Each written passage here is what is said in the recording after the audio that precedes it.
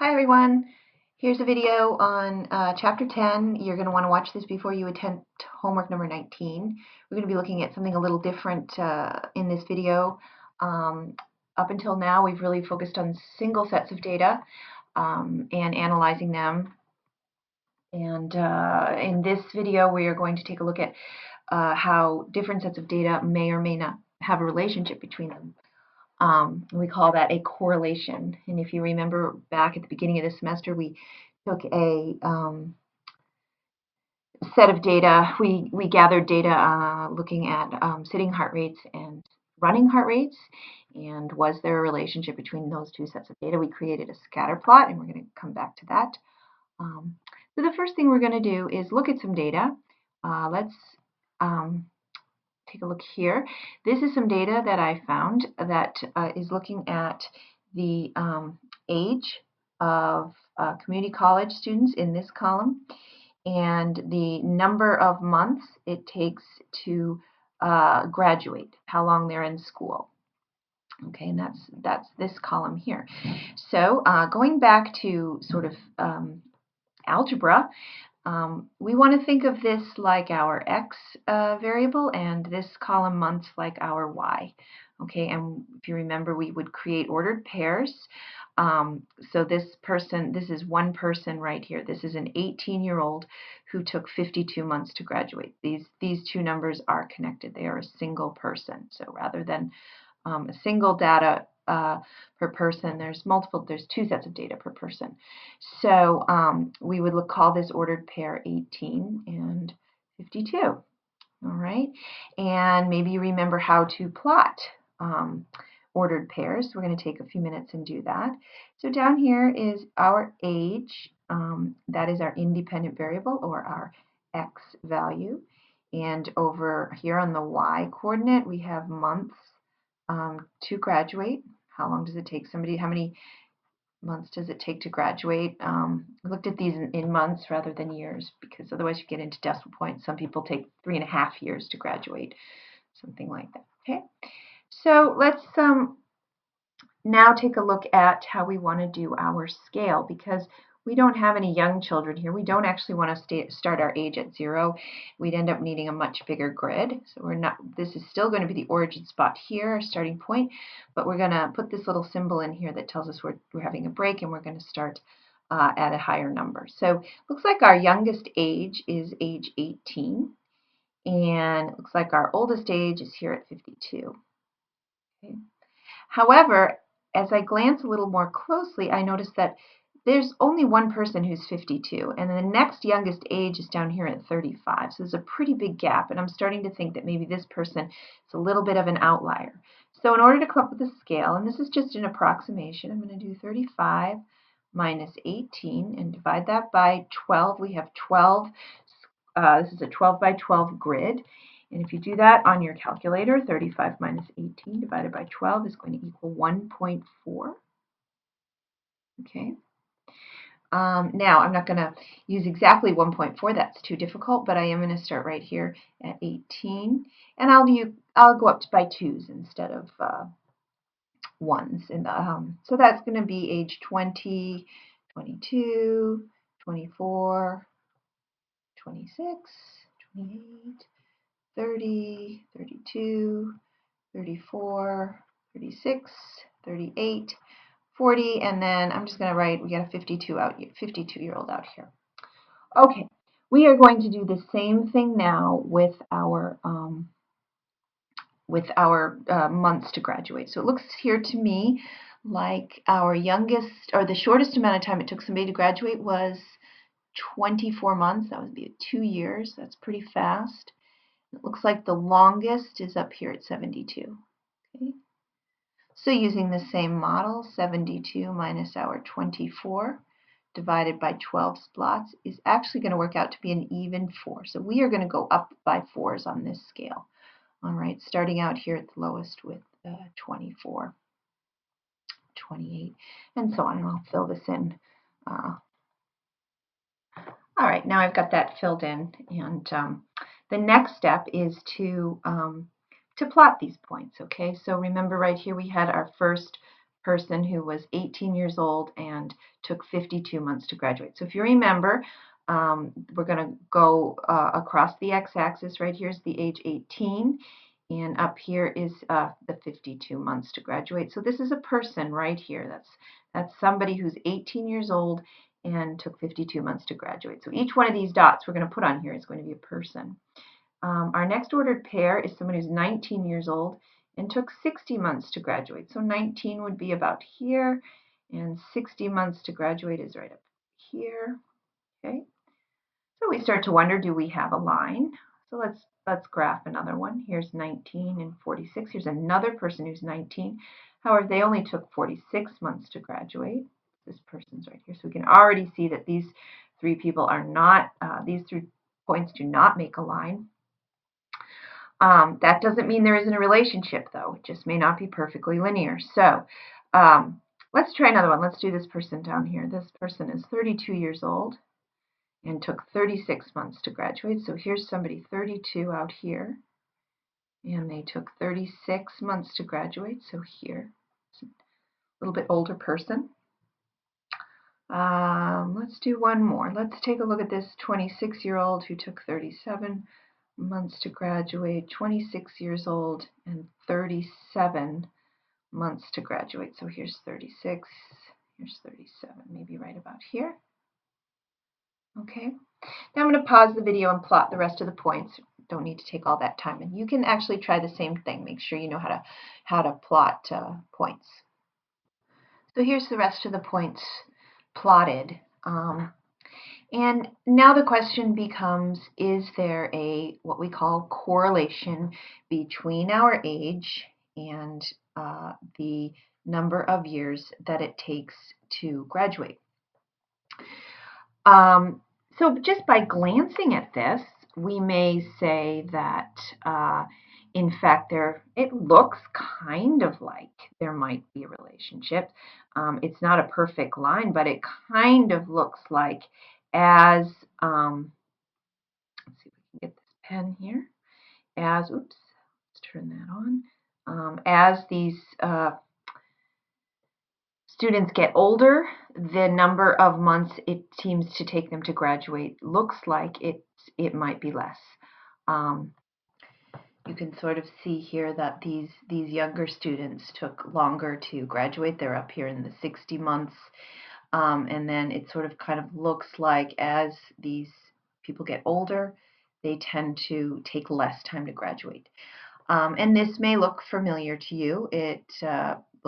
This is what we call a line, and some of you may remember from algebra that the equation of a line is y equals mx plus b, where m was the slope and b was that y-intercept, right? It's that point where what y is when x is actually 0.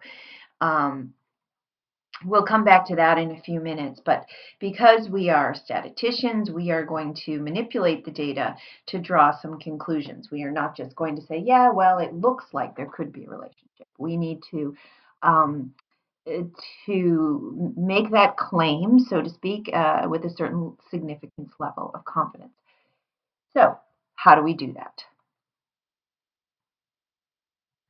We have something called a correlation coefficient. It's a correlation coefficient.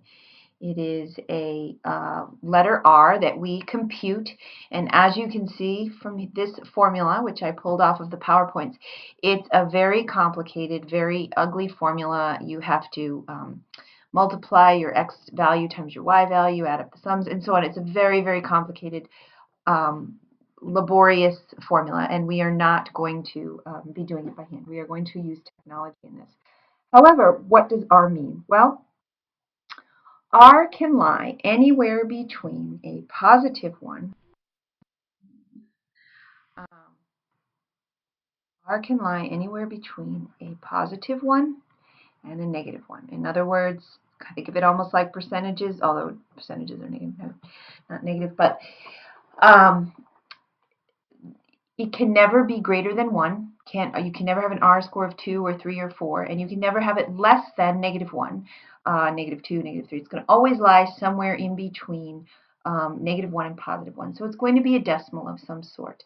We say that R equals 0 when there's absolutely no correlation between our data. This is a value R equals 0. You do all that computation, that ugly formula that was on the previous slide, and you would take these XY values and you punch all these different points, you put them into the formula, and you end up with a value that R equals 0. That tells you that there is no correlation whatsoever. Okay, if you have R is somewhere between 0 and 1 and +1, R is less than or equal to 0, greater than or equal to 0, less than or equal to +1. It's going to look something like this. It means that your points are scattered. However, they are scattered sort of in a positive linear direction. Okay, this looks like there is a relationship between your x and your y. It's got a positive, and if you remember, your slope in this kind of a line is positive. Okay. When you have your data points lining up like this, scattered like this is a very strong correlation. Not a full line, but you can see in this type of a line, your slope is negative. Here's where R is less than or equal to 0, but greater than or equal to -1. So you have a negative correlation coefficient. So just because it's negative, it can still be a very strong correlation. It just means that as one is going up in value, the other is coming down. And that was a little bit what our data looked like. Okay, so we are going to use technology to find our R value. So let's go ahead and back to our data and do that. Here is our data in StatCrunch. I'm not sure if you can see it, but if you follow your StatCrunch tips, you're going to notice that all the information is there. You open up Stat, you scroll down to regression.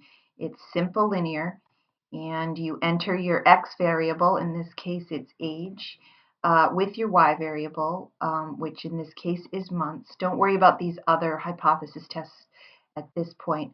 And then you're just simply going to compute it. And as you will notice right here,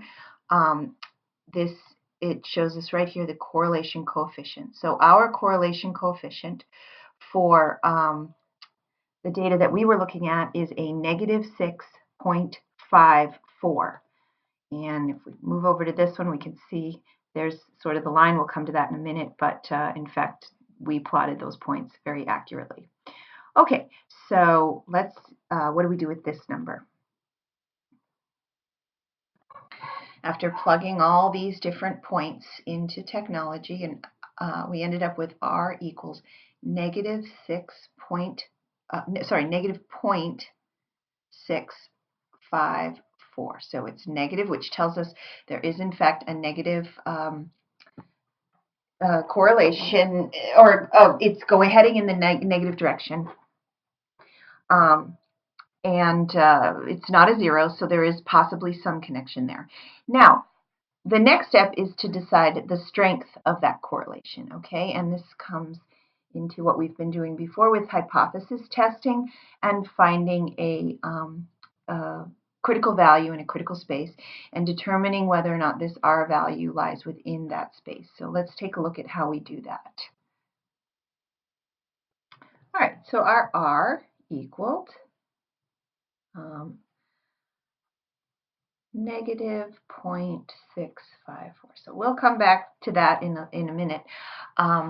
But just like we did with normal distributions, we had to create a critical value in a critical space. So we don't know whether or not there's a linear correlation, and we are asked up here, determine if there's a linear correlation between age and months to graduation, use a 0.05 significance. So again, this is what dictates our critical value. Now, we don't use a z-table for this one. We're actually going to use a R table. This is one of the pages in your packet of tables that I handed out.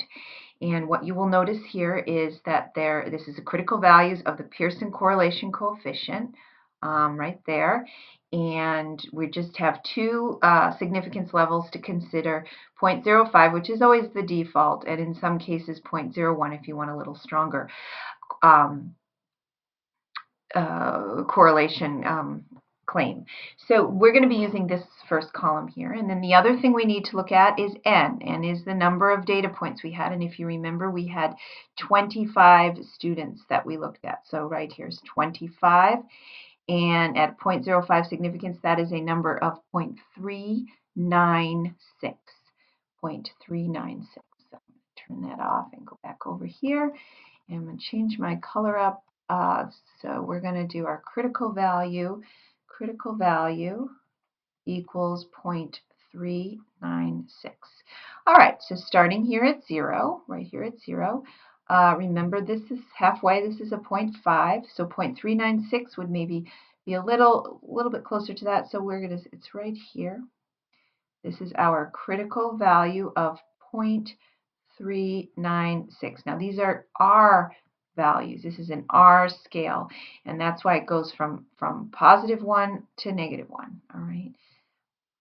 These are your R values, and so this here is your critical space. Okay. All this out to the 1 is your critical space. In this case, critical values are always the positive and the negative side. So going out this way, here's -1/2. So -0.396 would be about here. Okay, right about here. Here's the second critical value. This is -0.396, and this is the critical space on this side. And now we can plot our correlation coefficient, which is 0.654, starting here at 0, going to the right, going to the left because it's negative. Here's -1/2. So here's -0.5, so -6.54 is a little further out than that. It's probably about right here, and we'll use a dotted line. And this is your R. This is your test statistic. Think of this as the test statistic. It's just the R value that your computer or calculator finds for you, and this is -0.654. All right. So yes, there is enough evidence to support the claim that to support the fact that there's a linear correlation. There is enough evidence, just like we said with hypothesis testing in the previous chapter, there is enough evidence to support a linear correlation between age and months to graduate.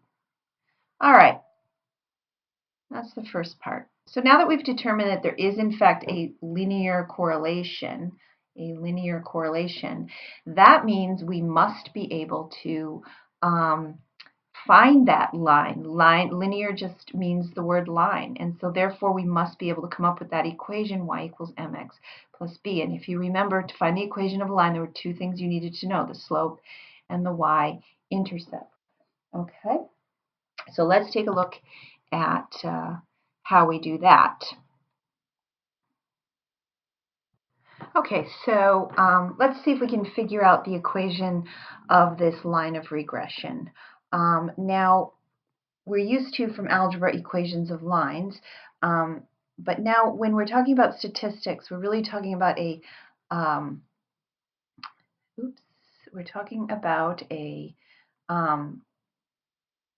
line of regression. It's still, sometimes it's called the line of best fit.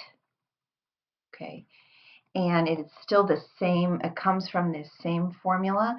However, we talk about y as being your expected outcome, and it is equal to, and in this case we always put the y-intercept first. It's called b sub 0, it's just new statistical language, plus b sub 1 x. So this is the same line, except now this is your